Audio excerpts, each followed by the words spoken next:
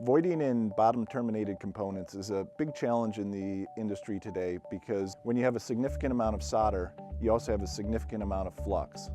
Flux during reflow volatilizes and creates voids. One of the unique ways to reduce the voiding under a bottom terminated component is to actually use Solder Fortification Preforms. Solder Fortification Preform is basically a small pellet of solder, typically in the size similar to an 0402 or 0201 component. What you would do is you would actually print solder paste as you normally do on your circuit board, place these Solder Fortification Preforms, place the QFN component on top, go through your normal reflow process.